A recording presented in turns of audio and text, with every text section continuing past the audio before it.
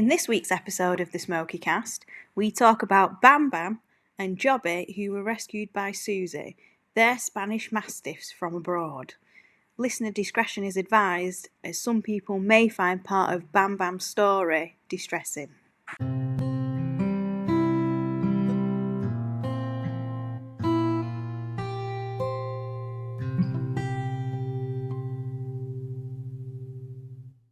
So, tell us about BamBam and how he came to live with you. Oh, darling BamBam. He was a Spanish Mastiff from the mountain region, so like Pyrenean, that sort of area. So he was really fluffy and big jowls. And he was a rescue from Spain, where he'd had a rope tied round his neck with a weight attached to it, and then he was thrown into flash floods, and he managed to drag himself to shore. The rope broke, so he came up to the surface and he got himself to shore. He was one of two dogs. The other dog unfortunately didn't make it. The rope, he drowned, unfortunately. So BamBam was at surface, and the rescue people got him to safety. He was very underweight. His jaw was broken. He had a missing tooth. And then there was a campaign to get him a forever home here in the UK. And where I was living at the time, it was a route where he could take a break. So I was just going to foster him for a couple of weeks, let him have a break and a rest, and then go on to his home. But by the time he got to me, he was very weak and very wobbly. There was some problem with he'd been castrated, but it hadn't gone well. And where they'd taken his rear dew claws off, that was all infected, and he started having fits. So I got him to the vet, and he was septic, and that brought on idiopathic epilepsy. So he ended up staying with me. We got him healed. Unfortunately, he had to go for a second castration, where they actually had to remove all his testicular tubes. They dressed and sorted out his rear dew claws, which the hole from where they'd been pulled out was just completely frightening. And bless him, over time he made slow recovery. He did keep fitting, so he was then prescribed Pexion, which is a tablet that I had to give exactly 12 hours interval. So I used to have to set the alarm clock to make sure he had his tablet, and he just, over time, he got fitter, he got better, he got stronger, he got bigger. When he arrived to me, he was 52 kilos, and he grew up to be, well, basically he was the size of a Shetland. He was just huge. And the reason I called him BamBam was because he never played with normal toys. Because of his size, he would quite happily have an empty wheelie bin and just chuck that about, and the noise he made, and that's why he was called BamBam. And despite everything he went through, he never had a nasty bone in his body. He was just super loyal, super cozy, cuddly. He thought he was a lap dog, and by this time he was like 8.5 stone, and he would sit on my lap, and then I wouldn't be able to move. He'd sit on the sofa with me, he'd sleep on the bed with me. He was always by my side, and they didn't know how old he was when I got him, and unfortunately he died. I had to make that decision 2 years ago. 2 years ago, where he started getting sick. He wasn't eating. Of course, it had to happen around Christmas time, when vets are double bubble, aren't they? And I took him in on Christmas Day, and he stayed there for the whole Christmas week on IV fluids. And they did a scan on him, and they thought he had stomach cancer. So he came home with me with a shed loads of medication. And I think 10 days later, I made that decision. We had that extra 10 days to sort of, you know, he was a difficult one to. I didn't want to let go of him, but I knew I had to, as he started to deteriorate. So had him put to sleep, had to put him in the back of the car and drive down to the vet, and they got in the boot with him, and I was cuddling him, and he just died in my arms. And he left such a hole. He was just such a funny dog. My gates to the yard have never been the same, because he used to slam them with such force that he'd bend all the iron pins from it that was just trying to hold it into the ground. And so after he left, I had a bit of a break, and I thought I did think about adopting another Mastin from Spain. But the problem I have is that I've got to that age now where I don't know where I'm going to be, or if I'm even going to be around in 10 years' time or in 5 years' time, because I'm getting old. And if I adopted a dog and then something happened to me, what would happen to the dog? So that's why I then took up fostership, because the foster dog, it opens up more places for other dogs. So if a foster dog comes here, then that means another dog can be rescued. It's another space in the charity for them. And then obviously if something happened to me, there's always that safety net for the dog. There's lots of safeguardings for the dog, so he's not completely, abandoned if something happened to me. So a few months later, this elderly Mastin needed rescuing, or he needed to come out of kennels. Basically, I don't really know much about his history, except that he was a cruelty case, and he'd come over to the UK. He'd been adopted, but it didn't work out. And then from then onwards, he was passed from person to person, and it didn't work out with them. So he ended up back in kennels, and because he's an old dog, it wasn't the ideal place for him. So I was contacted and said, would you, foster him? And I said, yeah, of course I will, because I've got the space for him just to wander around. If he wants to come in, he can come in, and if he wants his own space, he's got his own space.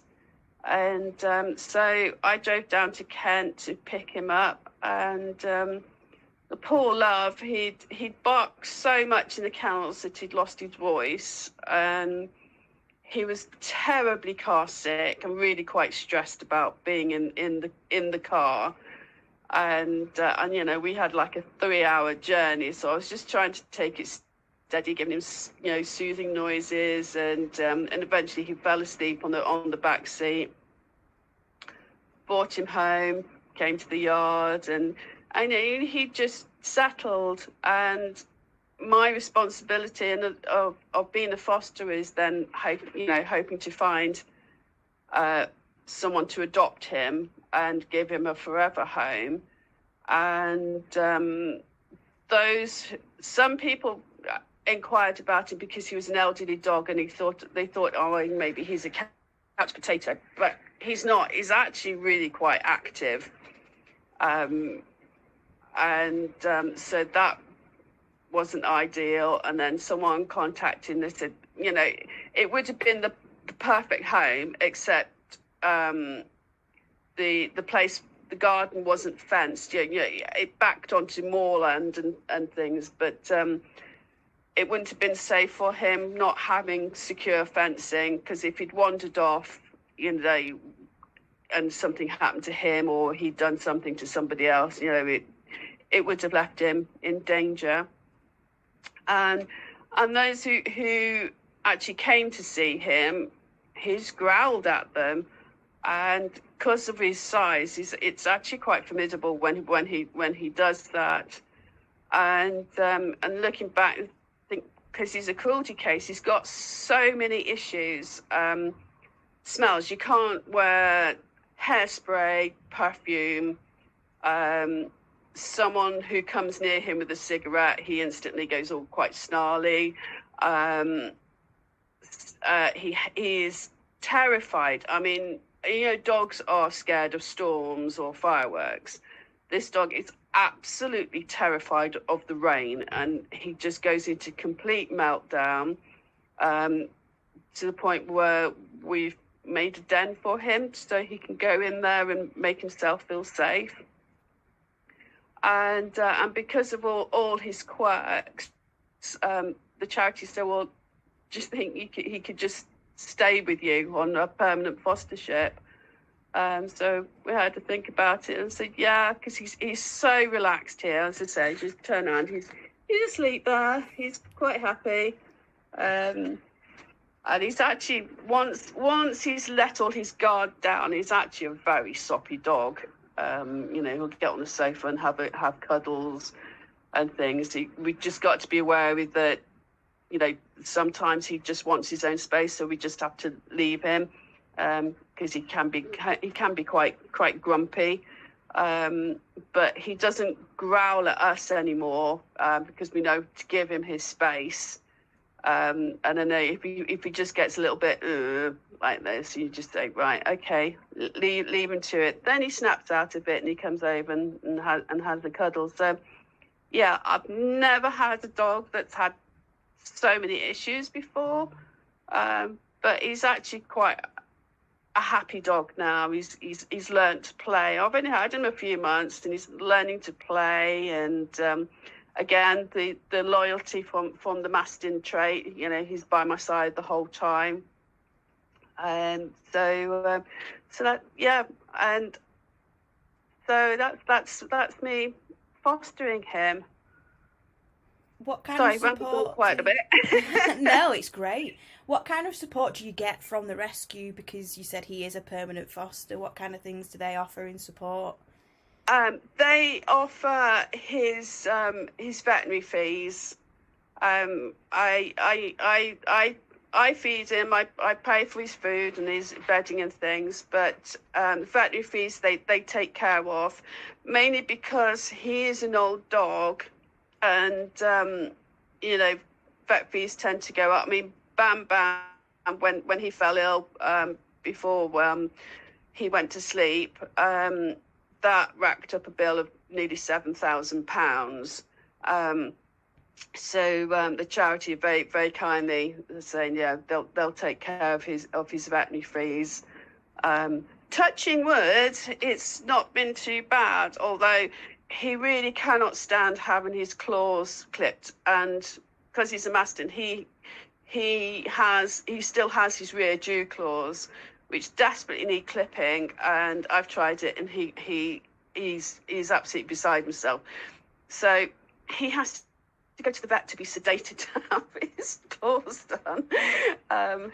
He's such a diva. He really is a complete diva. So yeah, so that's the support. And also, if I've got problems, if I'm not sure of anything, they're always there. You know, I can just ring up and say, no, you know, he's being like this today. What do we do? But yeah, there's always someone there on hand to help if need be. And also, they're there if something happened to me. If I died tomorrow, he'd be looked after. How rewarding do you find it to foster him? Because obviously he's come to you, he's had a few issues, a few trust issues, and now he trusts you, and you've provided that safe space for him. How rewarding do you find it to like see like how it started versus how it's going for him? It is unbelievably rewarding. Knowing that he now feels safe and secure, and because he's able to relax, his other soft side is coming out. He's letting down his guards bit at a time now, and he's quite a happy, wiggly dog. And when he's not been that playful, but when he starts, I mean, he's just started zoomies, which it is absolutely fantastic to see him do that. All of a sudden something will set him off. He play bows, zooms around, and then comes back with a stupid panty smile at me, and then he'll play bow again and then skip off. And it's just absolutely lovely to see him like that, to be relaxed and happy and playful. What advice would you give to someone who was considering fostering rather than adopting? Fostering, I fully recommend fostering, because it's you're giving a place for a dog, which then opens up a space for the charities bringing in the rescues.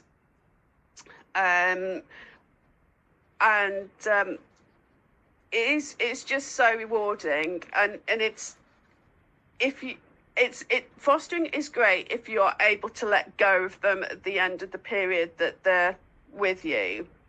But I've always seen it, so like I would love him, if another dog came in and then I found him an absolute great home, great forever home, then that's my job done. And then I can bring in another dog and have him for, sometimes it can be a few days, a few weeks, sometimes it's a year. It's just finding that right place. But it is absolutely rewarding. And also although it's a commitment, if something was to go terribly wrong, you've always got support there from the rescue centres. Because they've got, dogs are sentient, like cats, horses. They've got their own minds, and sometimes there's a personality clash. And so if it didn't work out, it could be fostered by somebody else, but you're giving them that stability platform ready for their forever home. Cool. Providing you can let go of them after if you don't get too attached to them. Yeah, I see a lot on Instagram about failed fosters, and they go to live with the foster parents forever. So I was looking around online, and a well-known pet brand describes Spanish Mastiffs as intelligent, loving, friendly, determined, protective and confident. Do you agree with all of them? Is there anything else that you would add to that? They're also incredibly stubborn. Stubborn? Yeah, they are. If they don't want to do something, they will just completely ignore you and go, no, I'm going this way. They can be incredibly stubborn, and they are puffs. They are so sensitive. They don't he doesn't even like the Hoover. I mean, he'll just run away and do a Scooby-Doo and jump up on the sofa. BamBam was the same with the Hoover. They're really they are such softies. They come over as big bravado dogs, and actually they're quite soft. So but they can be incredibly stubborn. They are very strong. Because I've got double gates to the yard, and they've been proper bashed by BamBam, who once he found his voice again and just barked at the traffic going past, he would run and then take off about 6 foot away from the gate, and they just absolutely slam into them with his front feet. So they are very strong. Luckily, they're not jumpers, so I've not had to put 6 foot fencing round. But yeah, they're so lovely. They're really good with people, with children. Obviously not little ones, just because they don't know their own size, so they can knock little children over. But bigger children, they just love a cuddle. Right? Giant lap dogs. All dogs are puppies, Yeah. really. Yeah. All dogs are puppies. So, lastly, tell us a few stories about when both your boys did something that really made you laugh. What's one or two things that they've done that just made you laugh so much? Because dogs do bring a lot of joy, and I don't know whether they do it on purpose and they know they're being funny, or whether they're just being themselves. But like, we used to find Smokey would do stuff and I'd think, is he intentionally being funny? Because that was hilarious. So what's a few stories about your boys where they just really, really made you laugh? Well, with Jobbie here, he's called Jobbie because he was actually called Thor, but he never responded to it. And my other half and I kept saying, "Oh, where's and if we can't think of a name for whatever we're looking at, we just say, oh, where's Jobbie?" So, and he just kind of stuck to it. And he's the colour of cappuccino, so it's just like a cup of Joe, Jobbie thing. So we often call him Jojo or something. Just the evolution of pet names. Pet names, nicknames. Yeah. They have proper names, but they never end up with their proper names. It's just always a nickname. Yeah, Smokey had loads. Yeah, he started off as Smokey, and then it was Smokey Bone, and then it was Smokington Bone, then it was Sir Smokington Bone. So yeah, the evolution of pet names. They end up with about 100 names in the end. With Jobs here, he as when he started play barring, and he brought out his playful side. I know Labradors are very good at zoomies, and where they tuck their bums and their tails right underneath them, and they just go at a million miles an hour round in circles, and off they go. Well, he's twice the size of a Labrador, and just seeing him do it is absolutely hilarious. And I knew then that was, he's just being, he's nicely relaxed. He's happy. He's happy now. BamBam. I've got videos. I'll have to tag you on these. BamBam used to have a thing with his back foot. The fact that him and his back foot were two complete separate entities, and he'd be chewing a bone, and this back foot would be coming over, and if it approached the bone, he'd snarl at it, and if it got near the bone, he'd bite it, and then the back foot would kick him in the head, and then he'd bite his back foot. It was just the most bizarre things I've ever seen, and him and his back foot were fighting all the time. It was absolutely hilarious. You go, "What are you doing, you dozy sod?" He goes, "Oh, his back foot would be coming over here," and it just looked like a comedy act, There's the back foot kicking him in the head, and then him trying to bite it down and beating each other up. It was so funny.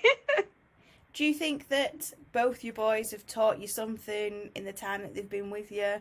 With Smokey, we found that it was he required a lot of patience we didn't know we had, because of what he'd been through. So we're pretty patient people now. Do you think that your boys have taught you anything about yourself, having been with you? Yeah, they've taught me how that they've all got their individual quirks, and we kind of just laugh it off now. We're just going, "What are you doing? Why are you being like that?" And they're going, "Oh, he's being a bit special today," and he'd just sit there and look at you and thinking, "Right, what is it that's bothering you?" And we go, there's a little bit of rain hitting the roof. That's why he's been like that. Or so we've learned to be more. It's not so much more understanding, but I can't really describe that.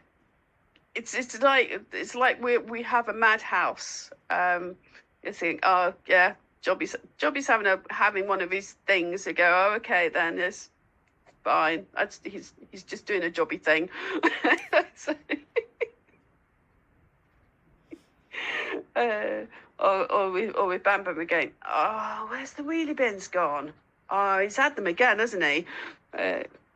Were you having to buy new wheelie bins because he thought they were a great toy? Or would he eventually give them back? And once he got inside it, but then couldn't turn round. So his back feet were out, and he just basically lifted it up so it was on top of him. And it was just smashing his way around and thinking, oh, God, what are they doing? So, yeah, we've had to replace a wheelie bin now and again. But it's all worth it.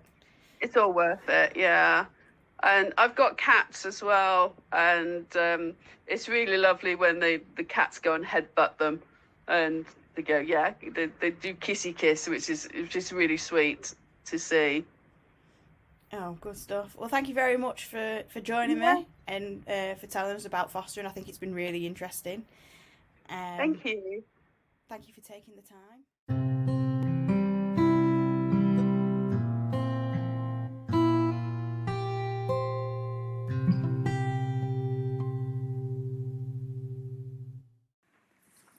That is it for this one. Thank you for listening. If you liked this episode, don't forget to click subscribe, tell all your friends, share it on social media, and don't forget you can follow the Smokey Project on Twitter, Instagram, and now on Facebook.